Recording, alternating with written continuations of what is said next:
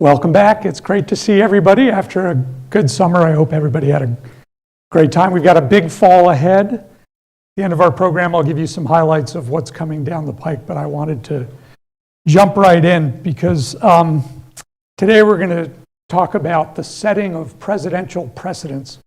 And we've been through 9 months almost now of, it appears to be one precedent after another. And it is close to home here at the university this summer when our own university's president was forced to resign by the request and actions of the current presidential administration. It's been distressing, disruptive, and the legal issues are being disputed, and it looks as though John Adams' alma mater may have actually won in this case, which could have ramifications for us down the road. I thought to myself over the summer, what would Thomas Jefferson think? And often, which Thomas Jefferson? The Thomas Jefferson that thought that education was the province of states, and he wanted a public university for the state of Virginia.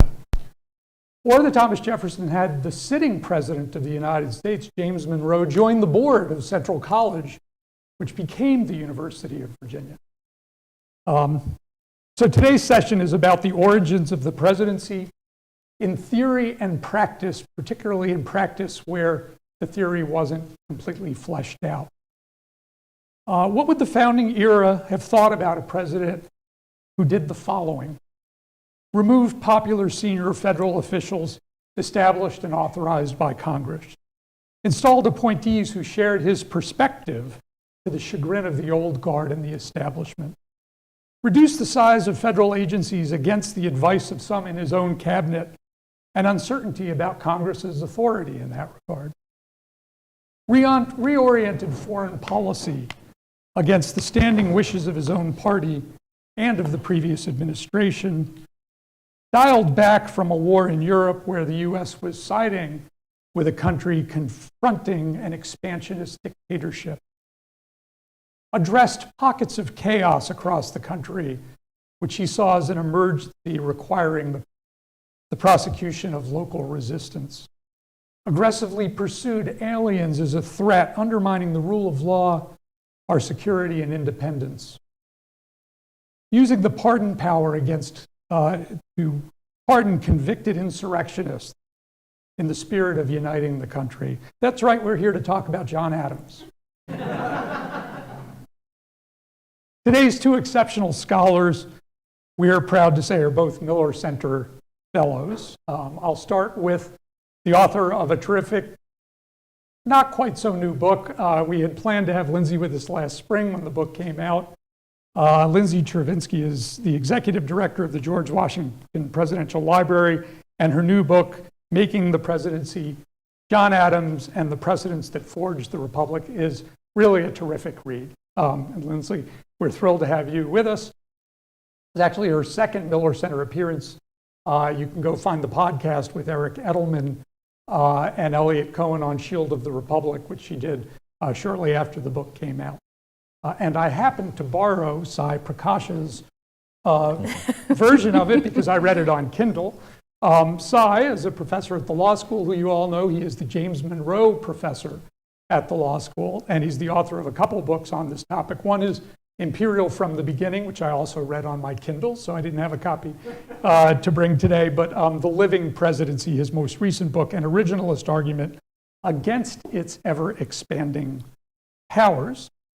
Today we're going to examine how Adams and his contemporaries shaped the institution of the presidency in its earliest years.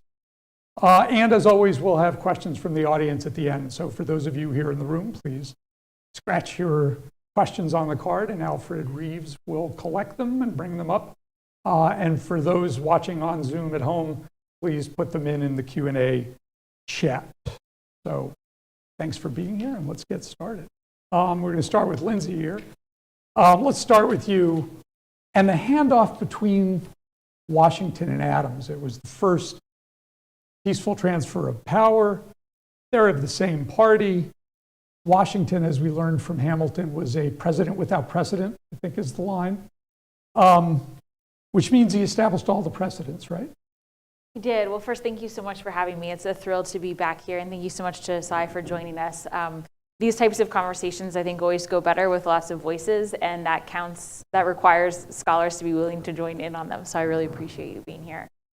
The thing that I think is, both of us have written about is that the Constitution is actually really extraordinarily short.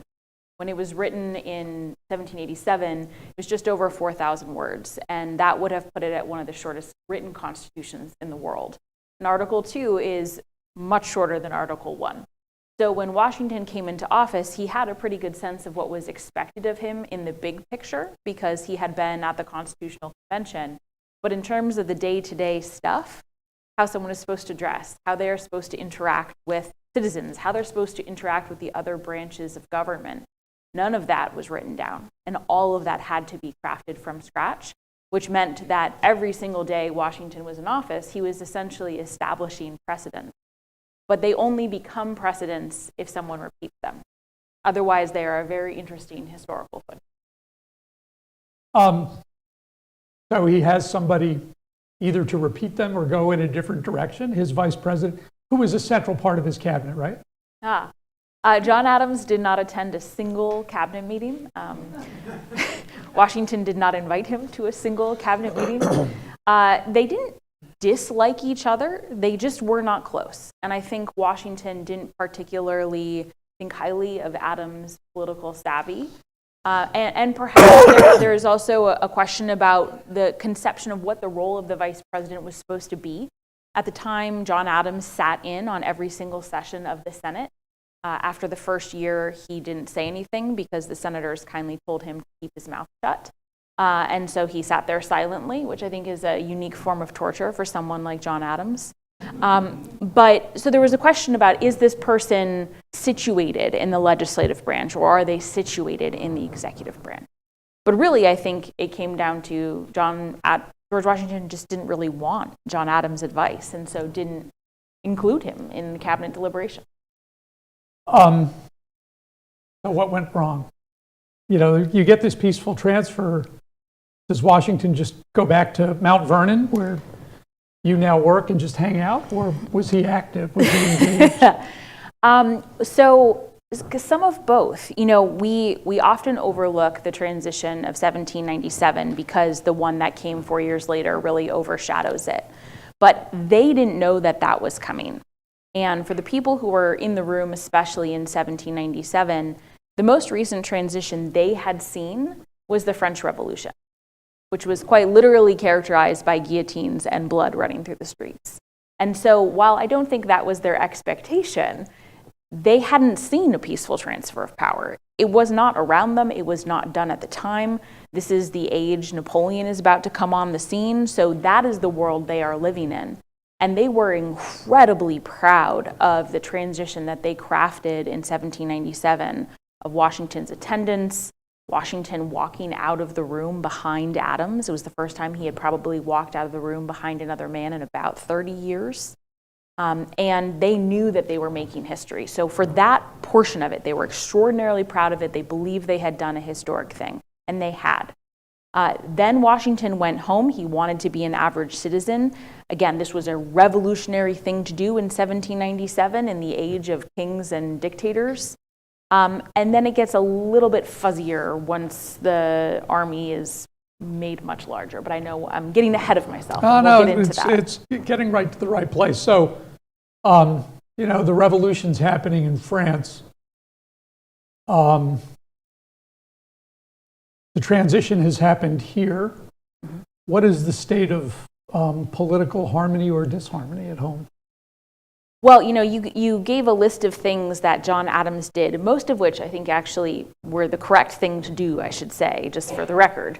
But if I were to describe a decade to you that was characterized by pandemics, debates over citizenship, immigration, xenophobia, questions about freedom of speech, sedition, who belongs, who doesn't belong, political violence, foreign interference in elections, very weak parties, but very intense partisanship. Of course, you would think that maybe we're talking about today, but actually that is how I would describe the 1790s. So John Adams really had a very clear sense that he was both walking into an institution in which he was going to fail in comparison to Washington. He was never going to be as popular as Washington was. But also he was walking into a very intense domestic situation that was made more volatile by the potential foreign policy implications. So he comes in, he builds his own cabinet, right? In 1797, one of the many precedents that had yet to be established is that you really want your own cabinet. And for Adams, he was coming in and he recognized that Washington had had a really hard time filling cabinet vacancies. They were not considered the prestigious positions they are today. The pay was quite low. You had to be away from your home and families, often for months at a time. And so he figured, well, if Washington is having trouble filling these positions, I'm going to have more trouble. And there was no precedent of, people automatically giving their resignations when there's a new administration. And he didn't want to split the Federalist Party from the very beginning. And he figured that if they were not a good cabinet, Washington would tell him. They were not a good cabinet, and Washington did not tell him. Some were just woefully incompetent, like James McHenry was a bad Secretary of War. He didn't have executive function, and you kind of need to be able to manage a lot of details when you're managing the War Department in a potential war scenario. Others, like Secretary of State Timothy Pickering, were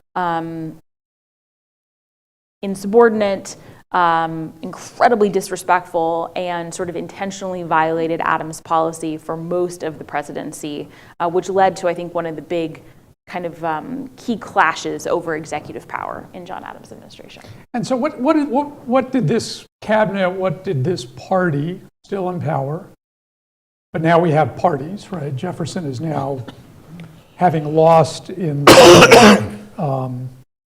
the election of 1796, having lost to Adams, is the vice president, but is already working with others that are opposing some of the policies.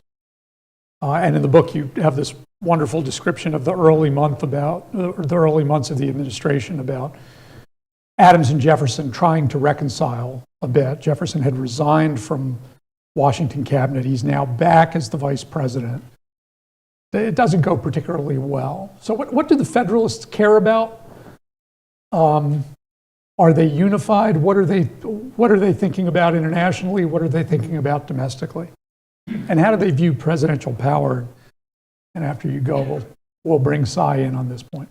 Well, I think we should be very clear that they were parties, but they're not parties like we think of today. They're really baby parties, maybe like slightly organized factions is the best way to think about it. In that, adolescence. Yes, exactly. In that they did have communication networks, they had clear leaders, but they didn't have like a way to raise money. They didn't have a whole infrastructure that we typically associate with parties. So the two parties, the Federalists and the Democratic Republicans, the Federalists tended to be more pro-industry, more pro-merchants, banking. They believed in a stronger centralized government that would support a slightly larger standing military, would support infrastructure, investment, and they tended, because of those interests, to be more pro-British because Great Britain was the largest trading partner. Most of their power centers tended to be either in New England or along the Atlantic coast, where merchants and traders tended to be. The Democratic Republicans were generally distrustful of a strong central government. They didn't particularly want a standing military. They thought most of those things should be reserved for the states. So if there is going to be infrastructure, it should be at a state level. They tended to be more pro-France for sort of an ideological sister republic position.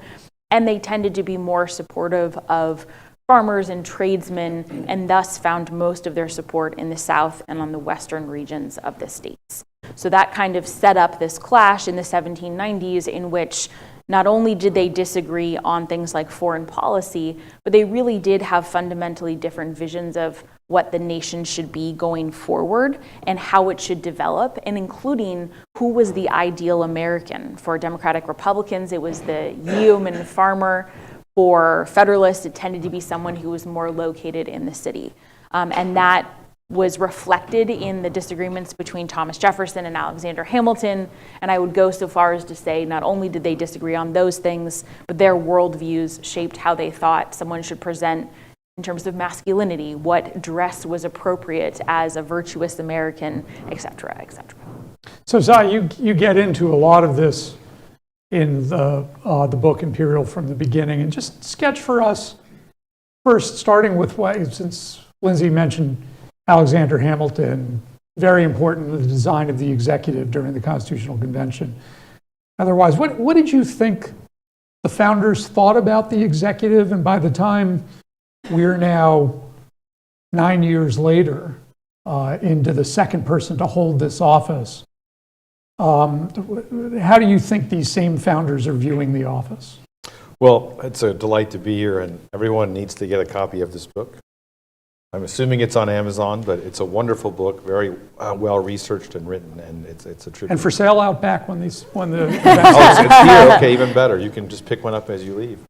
My view is that the vesting clause of Article 2 grants generic executive power. Several state constitutions had these grants. And that was the view of Madison in Congress, and that was the view of Hamilton as Pacificus. And the principal executive power would have been the power to execute the laws. Of course, we know there's an express duty to take care that the laws are faithfully executed, but that duty is assuming a power to execute the laws in the first instance. One of the big debates that came up in Congress that Lindsay refers to in the book is, does the president have constitutional authority to remove by virtue of the executive power, or does Congress have to convey it, or is impeachment the only means of removal? And I believe, and I think this reflects what was said after the debate, that Congress took the position that the Constitution gives the president the power, and the statutes they pass discuss what happens to records once the president removes the Secretary of Treasury, Secretary of War, and the Secretary of the, what am I missing? The Secretary of Foreign Affairs, then the Secretary of State. So these statutes kind of assume there's a power to remove, and that's the early practice. President Washington removes various people during his presidency, and there aren't any controversies about it. He even removes James Monroe from France. And Lindsay's right that there's no cabinet secretary removed by President Washington. But that doesn't mean that that was contested. The statutes all assume there's a constitutional authority. And so it's true that Adams is the first to remove Cabinet Secretary Timothy Pickering, but there's no doubt about this question. And in fact, there's an opinion of the cabinet to John Adams prior to the removal of Pickering, where Pickering says you can remove every executive officer. And that's joined by the other cabinet secretaries. So I don't think there is any doubt that Adams could remove Pickering. But it's a momentous step because, as Lindsay points out, before he goes into office, he talks about appointing Madison as an ambassador, and the existing cabinet secretaries say, if you do this, we'll resign, and he decides not to do it because he doesn't want them to resign. But that's not a claim that he can't do it. That's just a claim that if you choose to do something we disagree with, we're going to resign. And that's a power that any cabinet secretary has over a president who wants to retain them. This also happens during the Washington administration. I think, maybe Lindsay talks about it in her book, but Thomas Jefferson has hired a printer named Freneau. And Freneau is publishing articles criticizing Washington, and Washington tells him, I'd like you to fire this guy. And you're paying him as a translator, but he's also writing these things. And Jefferson says no. Washington just chooses to go along with it because he'd prefer to have Jefferson in his cabinet rather than have him leave the cabinet, which is the alternative. So that's terrific, and it bringing up the Pickering incident. There's the thing that prompts it is John Adams pardoning someone. But in order to tell that story, I want to take a step back and get both of your reactions to the Alien and Sedition Acts. This is maybe one of the 2 or 3 pieces of legislation for which John Adams is most remembered. Did he want them? How did they come about? What were they aiming for? It wasn't one act, it was a bunch of them. What's going on here? Because it leads to a series of steps that leads to the dismissal of Pickering? So in the spring of 1798, dispatches arrive from France that reveal news that the American envoys who'd been sent to Paris to try and negotiate a peaceful settlement with France, they had been seizing American ships and imprisoning American sailors. And so Adams sent this peace commission, and the peace commission was treated horribly. They were not recognized officially, and in order to receive official recognition, they received demands to pay bribes, to offer very embarrassing apologies, and to offer loans that were in explicit conflict with their instructions. So these were not demands that they were going to acquiesce to, and ultimately they were kicked out of the country. That is one step short of a declaration of war. And so when news arrived of this treatment in the United States, Americans were outraged. It was an insult to American sovereignty and honor. And Congress immediately passed a number of war preparation measures. Very sensible things like creating a naval department for the first time and increasing spending on coastal defenses, which the United States didn't really have. They also increased the Army from about 2,500 to about 50,000. And we'll circle back to the Army in a second. But then they also passed a series of bills which are known as the Alien and Sedition Act. And they were actually 4 bills. One was a naturalization bill that made it much harder to become an American citizen. That was largely because immigrants tended to vote for Democratic Republicans. 2 Alien Acts and a Sedition Act. Now, the Alien Enemies Act, which is still on the books today, was actually put forward by Democratic Republicans, and it was a bipartisan bill that was seen as a very sensible war preparation measure because it required the involvement of all 3 branches. Now, this is how it was seen in 1798. Because it required Congress to declare war, which Congress took that power very seriously. It required a presidential proclamation, and then it provided for judicial hearings before any form of deportation. And so most Americans felt like that was a very sensible thing to do in time of war. Federalists felt like that did not go far enough. And so they passed the Alien Friends Act, which basically gave the president unilateral authority to deport anyone at will. The last bill was the Sedition Act. And the Sedition Act made it a crime to criticize the president or Congress, notably leaving off the vice president, who was, of course, Thomas Jefferson, and was clearly intended to target Democratic Republican editors. Now, at the time, John Adams had very little role in putting forth legislation. Congress really took that responsibility quite seriously, and the more extreme Federalist voices were responsible for putting forward and forcing through the legislation. Adams didn't curry favor, he didn't count votes, he didn't, try and whip votes. He did sign them, however. Now, he did not use the authority in the Alien Friends Act. He never deported anyone at will without a hearing. Sedition Act is a little bit more complicated. While he did not ask for it, he was not particularly upset about some of the prosecutions, especially against editors who had been very mean to him. I do think he later maybe came to regret that because he promoted a number of judges who had been quite critical of the Sedition Act, and he refused to promote judges who had put forth very extreme punishments under the Sedition Act, but he didn't really write all that much about it, so I kind of have to read between the lines. One bit of context, if I may, that I think is important. In the 1790s, there was not the same sort of First Amendment jurisprudence that we have today. So today, if you shout, fire in a crowded theater, that's the example that's most given, that is not protected.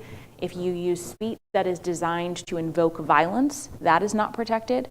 And we did see a lot of newspaper editors actively calling for violence, and people responded. There was mob violence in the streets in Philadelphia.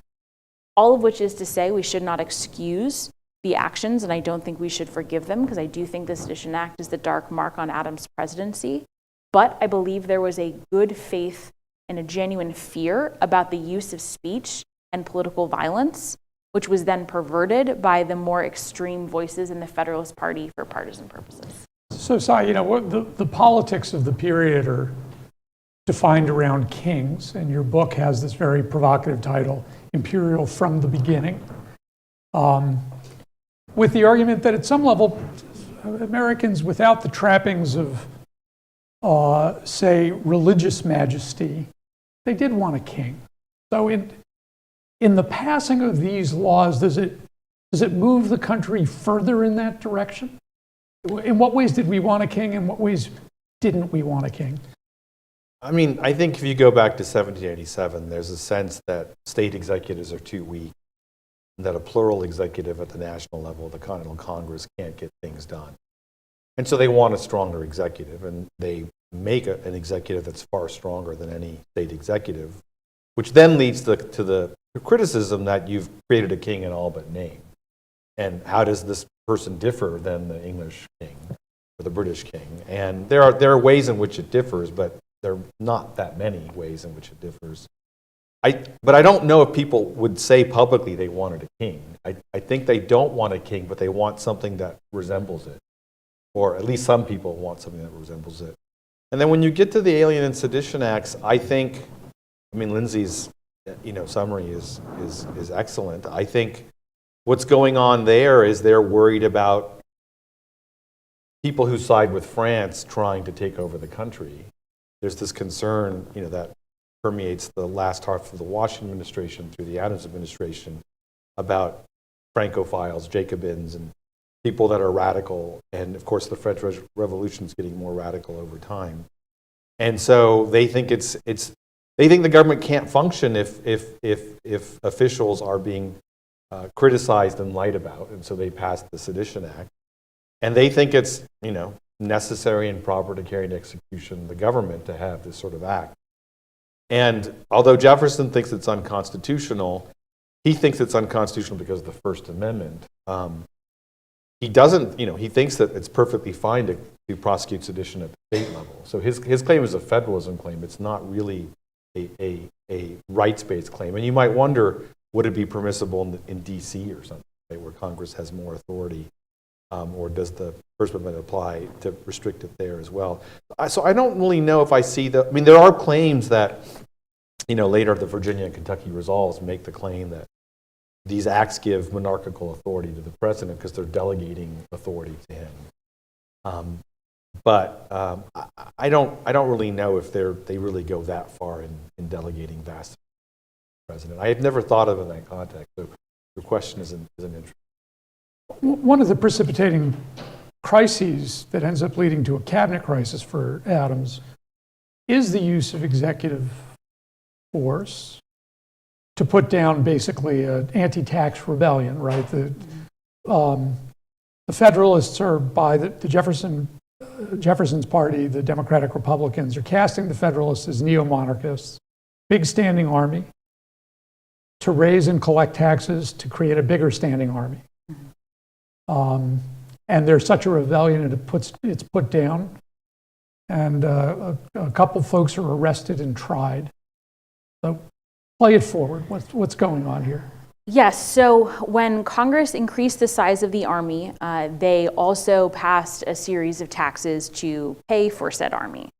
Now, Americans in 1776 didn't particularly like a large standing army, and they didn't particularly like the taxes required to pay for said standing army.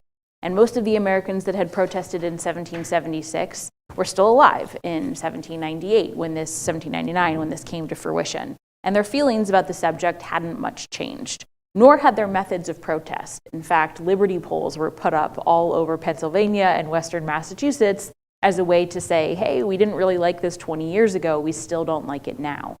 And this is the part of the story that I think is sometimes lost in sort of basic history textbooks, is that Americans at the time saw the Alien and Sedition laws and the army and the taxes as the three corners of a Federalist system. And they didn't actually really associate this Federalist system with Adams as much as they associated it with Hamilton and the other arch Federalists. But they saw all three as interconnected because you needed the army to enforce the Alien and Sedition laws, you needed the taxes to pay for the army, and if you criticized them, then you were going to be arrested under the sedition law. So they all kind of came together. Now this rebellion, the Freeze Rebellion is really kind of overstating things. It was a small group of mostly Revolutionary War veterans, many of whom had actually been Federalists or had served with Washington. They objected to the taxes. They were not violent. They didn't kill anyone. They didn't burn down any houses. This was a very modest rebellion by the standards of American rebellions. The overreaction was so ridiculous that many of the soldiers that were called out to crush it said, basically, what are we doing here? There's nothing to round up, and the only casualty was a cow that they accidentally fired upon, thinking it was someone else. So Not so sacred cow. Not so sacred cow. So they round up these rebels, they try the cases. If you read the proceedings of the cases, they are an outrage under sort of what we would consider to be any form of judicial standards today. Basically, the judges from the very beginning said, these people are guilty, here's your evidence, here's how you are to decide the case. And a couple in particular were convicted of treason, and Adams was immediately uncomfortable with this because it established a definition of treason that was so capacious that it meant that if anyone basically made any sort of mistake, you could be held liable under this definition. And so immediately he starts asking about pardons. And this was partially because Washington had pardoned many of the whiskey rebels. So there was actually precedent for doing so. There ended up having to be a retrial, and then he returned to the idea of pardons. And when he did issue them, at this point, the party had actually already split because of diplomacy in France, but it was further fuel on the fire and led to further disagreements within the cabinet because many of the extreme Federalist voices felt like Adams was somehow in cahoots with Thomas Jefferson to create a third central party that was going to be more moderate, and the pardons were the first step. So, Sai, you're working on this issue of pardon power. And this is an important moment in it, too, particularly because it leads to a sort of real catharsis for Adams with this cabinet that he's inherited and he's constantly fighting with for his first 2 or 3 years in office. Why? It was not technically a precedent, but yet it's a pretty important moment, the pardoning. How does it play forward in the pardon power in time? Well, I mean, as Lindsay says, the arch-federalists, the super-federalists believe that Adams is in cahoots with Jefferson, which is it's a very interesting kind of claim, right? That you've gone over to the dark side, so to speak, and joined Jefferson, and I think they claim that he wants to be vice president under Jefferson, which seems utterly silly. But there's a little more, because I think Adams realizes that Pennsylvanians want a pardon. And there's a claim that Adams thinks that Washington's pardon was a mistake. And from the high Federalist perspective, there was just a rebellion 5 years earlier in Pennsylvania. There's another one now. If you never, and Washington pardoned all the whiskey rebels, not just some of them. He pardoned them all. So there's a sense that if you don't punish these folks, well, there's going to be a rebellion every 5 years. And of course, before the Whiskey Rebellion, there's Shays Rebellion, right, in Massachusetts. So they have a sense that rebellions are popping up all over the place. And there is some talk about how guillotines are wonderful things in Pennsylvania. So it's not whether they really mean it or whether they're going to do anything, I don't know. But it's not entirely benign. And so he pardons these people, and you might say, well, he's clearly not trying to be vice president. He's the president. Why would he become vice president? But there is a sense that he's going to gain electorally in Pennsylvania, and in fact, he gets more electoral votes in Pennsylvania the second time. And at least one author says that Adams must have known this. And so there's a claim, at least by this author, and it seems credible to me, that Adams could have been doing this in order to get more votes to become, to get reelected. And if that's true, well, then it's clearly it's the use of a pardon pen for political purposes, right? Not about mercy, or not only about mercy, let's say that, or not only about concerns having to do with the definition of treason. One last thing on by the way, it splits the cabinet, as we've mentioned. It prompts the firing of Pickering. His cabinet is really well, if I may, so the cabinet please. was already in total shambles, right, because what really split the cabinet was Adams' decision to send another peace commission to France. And in doing so, that was largely because the Federalist Party, extreme wing of the Federalist Party, saw the army as a really good spoils system for the Federalists. It was a way to build electoral support, and if there was going to be peace, that was going to harm their electoral prospects. And Adams basically said going to war is not an acceptable, we cannot go to war to win an election, that is not acceptable, and felt that war would be really damaging. And so the party was sort of already split, like irretrievably broken over that one decision, and then this just really added fuel to the fire. So he's in a conflict with his own party. Does that mean he's getting along with Jefferson at this point? Obviously, he's not running for vice president, but what's the relationship now with his sitting vice president? So about 3 months, if I'm remembering my dates correctly, into John Adams' presidency, Thomas Jefferson met with the then minister to the United States from France. And he said to the minister, don't make a diplomatic deal with Adams. I will be in office in 3.5 years and you'll get a much better deal from me. Which, had there been a declaration of war, that is treason. Because what he was saying was, continue to basically seize American ships, imprison American sailors for the next 3 years. It's fine. I will give you a better deal when I come into office. That is unacceptable behavior for a vice president. And while Adams didn't necessarily know about that, it was very clear to him that there was this diverging agenda. And, this is why I occasionally will have students ask me, like, well, why don't we have a vice president from the other party? We could have a bipartisan administration. Say, oh, we've tried that. It went very badly. So it does set them up in a very bizarre situation. But they were basically political opponents in the same administration.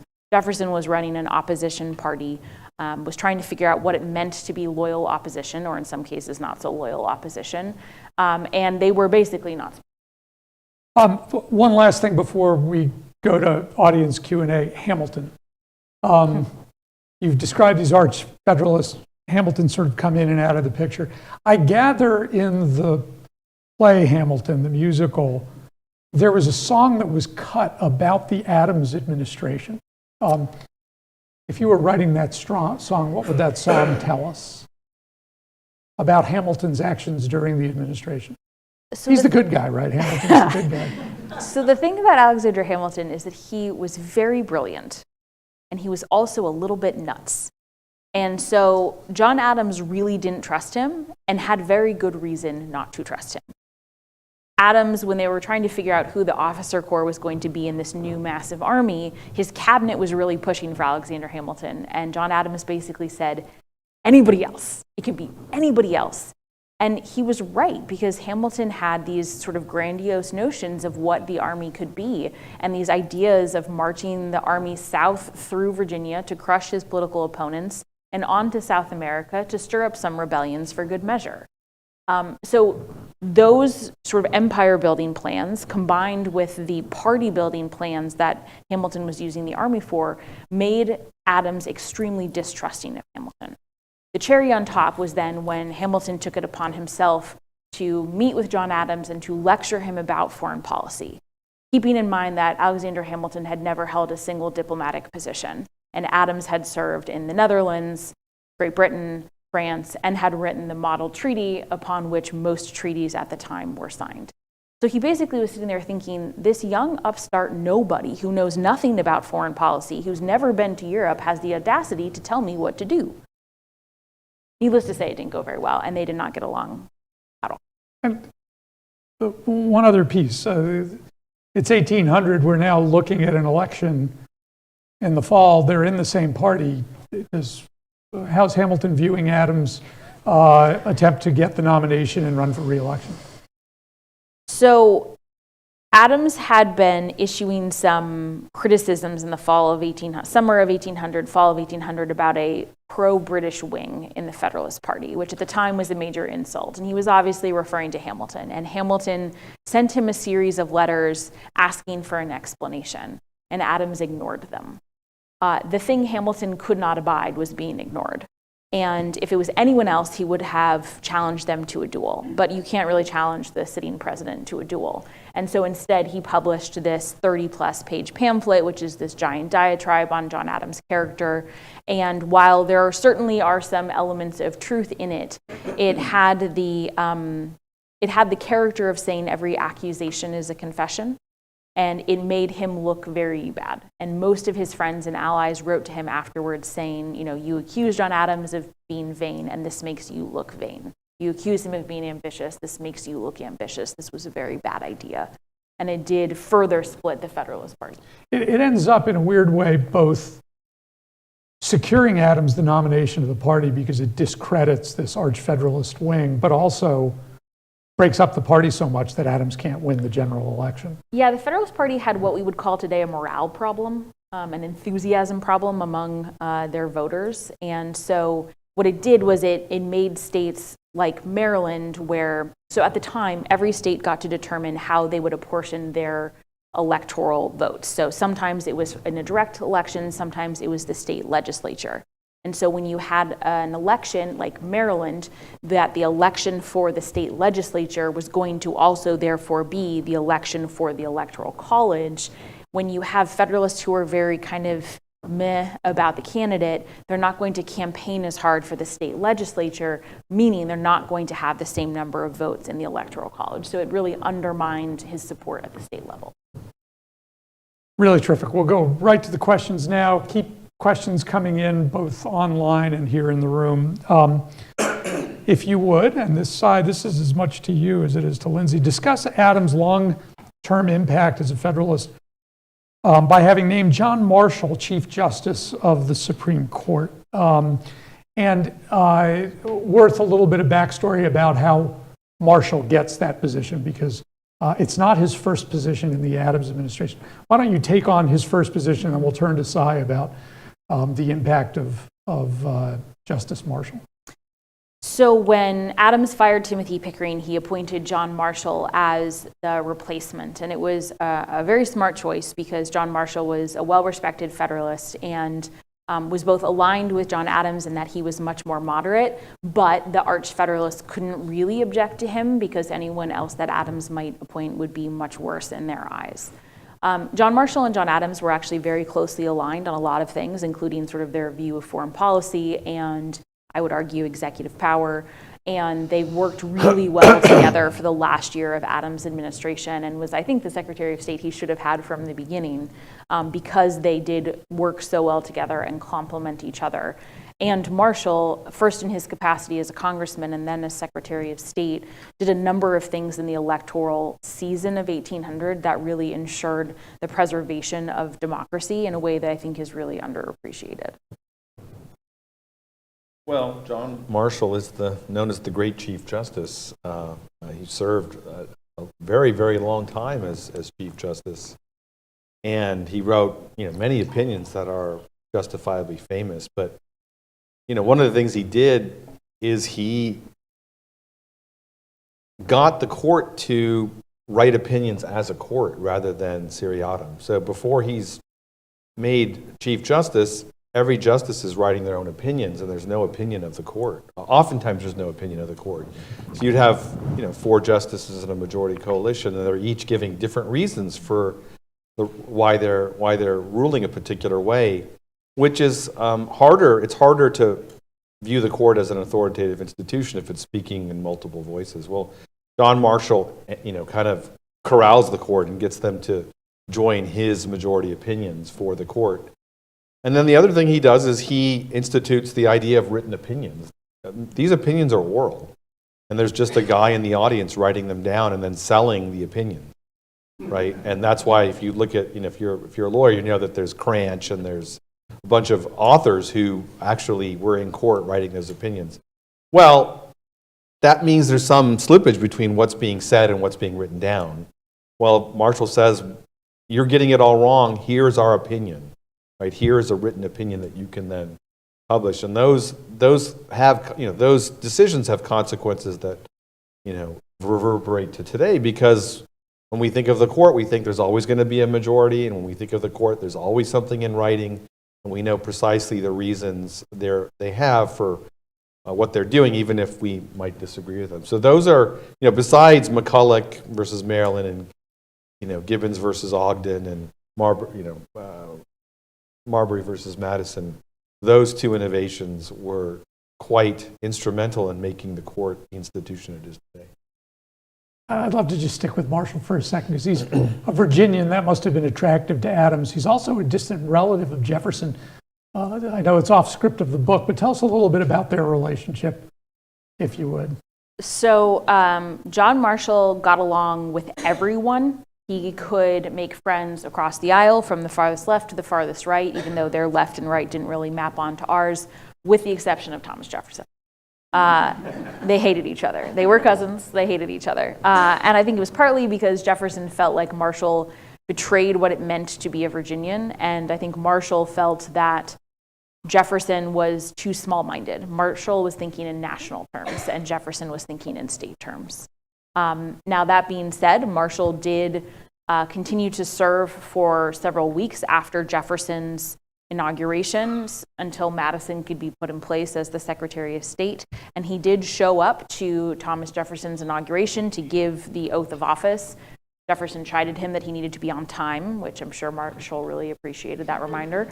But one of the things that I think they also clashed about is Marshall was incredibly affable. And in the election of 1798, his opponents called him Mr. Barbecue as a slur because he hosted so many barbecues to cultivate support. That works because people wanted to attend them because they liked him, because he was really good at it. And that was not Jefferson's style. So they had a very different personality. And I do think that his sort of Southern stature, his ability to think on national terms, his military service, these were all things that were really appealing to Adams. So a bunch of questions here about Abigail Adams. I'm sure do you ever do a book event where somebody doesn't ask about Abigail Adams? No, and I would be so disappointed if that actually happened. So I think Abigail is one of the most fun parts of this book. She, and perhaps one of the things where I learned the most, because I knew that John Adams critics referred to her as his cabinet of one, which is the most accurate criticism of any president ever.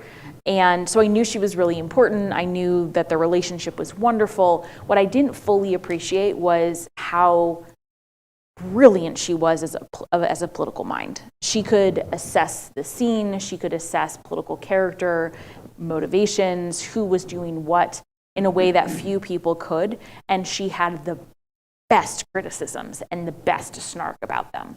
And so her letters are such a treasure. Now, partly that was because I was coming from writing about Washington, in which he asked Martha to burn their correspondence, and so we don't have those letters. And that's where the snark and the grudges and the humor and the love would have been. So to have that is such a tremendous resource. But she also was a political mind in a way that, few people are. And so she was such a wonderful part of writing this book. That's terrific.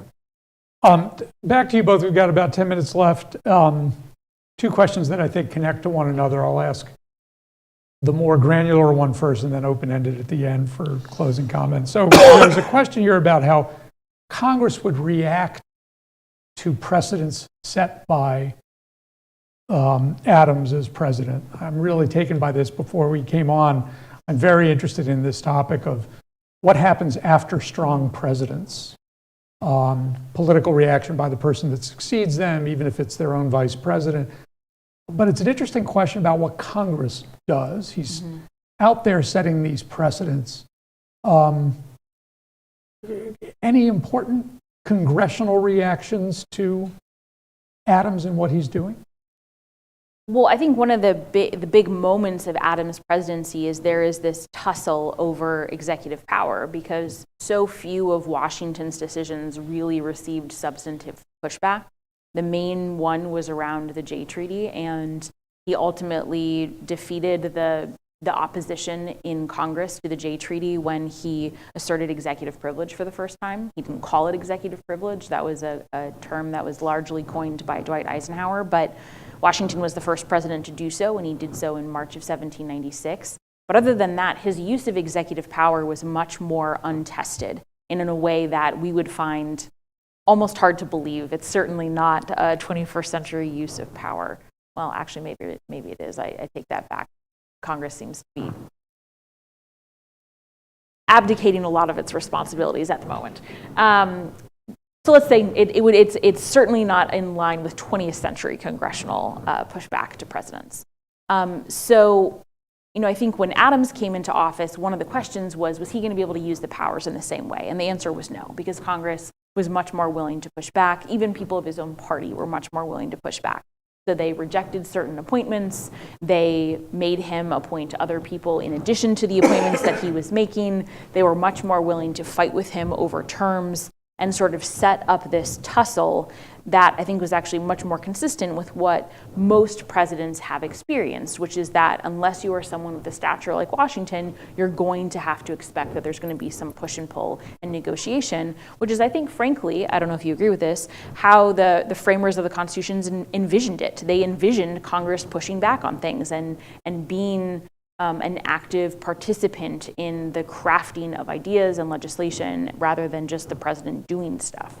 So I think that's the big precedent about it. So I was going to ask you to take on a slightly different version, but maybe Lindsay's is the right one, which is, in Lindsay's formulation, did the framers actually have this in mind of a dynamic conversation? Or the way I'd ask it slightly more broadly is, as you're reading through Lindsay's book of this period, having focused on what the framers had intended just, less than a decade before, what's your takeaway about the relationship between the president and Congress as a result of reading that history?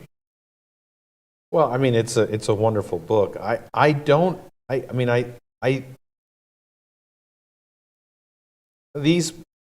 Washington's a strong president, and I think Adams in his own way is a strong president, but they don't approach the kind of authority that a modern president has. And so it's a mistake to think it's the same kind of institution. They're not making detailed legislative proposals of the sort they are today. They don't have the party unity that they have today. Washington's getting his own nominees rejected from time to time, right? So they're not pushovers, and they're not just doing whatever he wants. And the same is true with Adams. Of course, that's true today, that they're not doing everything that Donald Trump wants. But what's different today is that if Donald Trump or Joe Biden don't get what they want, they just do it anyway. And they see if there's could be legislative pushback or litigation. And sometimes they'll lose, but oftentimes they'll win, and that's, to them, that's worth it. And so I think those two folks are strong presidents, but not in the way that our presidents are strong today. That's a perfect setup for the last question. Lindsay, you mentioned numerous parallels from Adams to the present. What are the biggest lessons in the current moment that you think about? And I should say, when you did the podcast on Shield of the Republic, it was, I think, in September of last year, right after the first and only debate between Trump and Harris.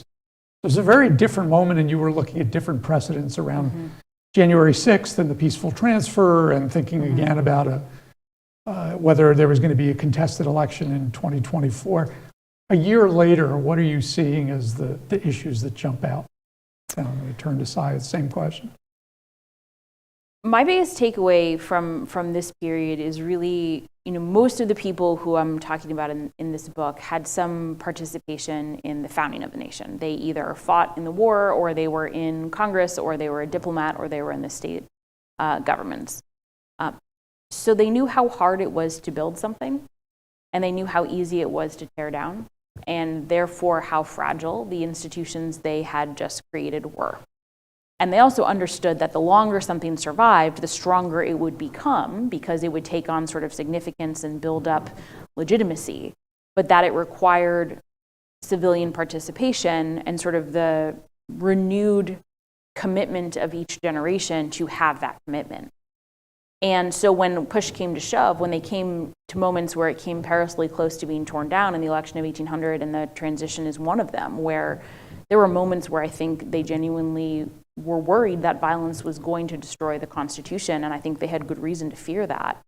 They backed away. and they were willing to pursue compromise, and often it took moderate voices from both parties to engineer that, because they had skin in the game and they had fought for this thing. And I think that the biggest takeaway I have today is that a lot of Americans feel like we've survived for 250 years. Of course we're going to survive for another 250 years. Not to be a Debbie Downer, but most republics don't last 300. And so what I hope that people will take away from the story is that survival depends on us being committed to it surviving and to continuing to be committed to upholding the institutions that require us to uphold them in order to survive, which is, I think, a positive call to action, even if there's sort of a darkness underneath. Thanks for that hopeful note, but also a cautionary one. So the wonderful thing about you are showing me your book is how many little yellow and green tabs you have running on the side. That's right. That's right. There's a reason behind the colors. That's right. You can tell us that too. So the reasoning behind the color and what echoes forward for you in the book. I can't top what Lindsay said. She did a great job. I'll leave it at that. Okay. So what are the green and what are the colors? Oh, they were random. They're not randomly placed, but the colors are random. I know that I have students who will use a yellow marker for one point and a blue one for another, and that's incredible. But I'm colorblind, so they're all equally valuable to me. That's terrific. So a quick few program notes for what lies in store for the fall semester. We've got incredible programming all fall. Next week, we'll be bringing the Ukraine War Room back together. You've been to a number of these events that we've done over time. This is a group of scholars here at the center that get together pretty much every other Thursday morning for a private, I like to think of it as pick-up basketball on everything that's happening in the world, where they trade ideas. And a couple times a semester, we bring them together. And so we're going to revisit now, 9 months in, the Trump doctrine of where things stand on President Trump's foreign policy agenda. It's sort of a tour d'horizon of world affairs. We go dark for a week because the week after that, September 24th and 25th, we'll be celebrating our 50th anniversary. There will be a special public event in the Rotunda that features a real all-star cast of characters that you all are invited to attend and can register for to be in person or online. In the room here both days, we're going to have a conference on the presidency that will also be available online that features about 25 or so, 24, because they're evenly Democrats and Republicans, former senior White House officials, leading scholars on the presidency, and some of the top journalists, as well as our own governing council. So we welcome you all to watch that online, or if you're members of those groups, please be here and join us in person, and then a special celebration for our 50th anniversary on the evening of the 25th. Looking ahead across the fall semester, we have a whole set of other activities, events on China, on artificial intelligence. We'll continue the series looking back at the presidents that we've covered through our oral histories. We've got on the books we've been working on a Bush 41 event and a Clinton event. You'll see postings for those coming up in the fall, and then we're already thinking forward to the spring, where we'll be doing a Bush 43 event and then completing and revealing, or at least parts of, the Obama oral histories, which you'll see in the spring as well as a whole lot more. So we're really excited about the fall programming, and we're really delighted to see so many of you back with us here today. And with that, thanks again to Lindsay and Cy. A round of applause, and then we'll let Lindsay go to the back and sign books.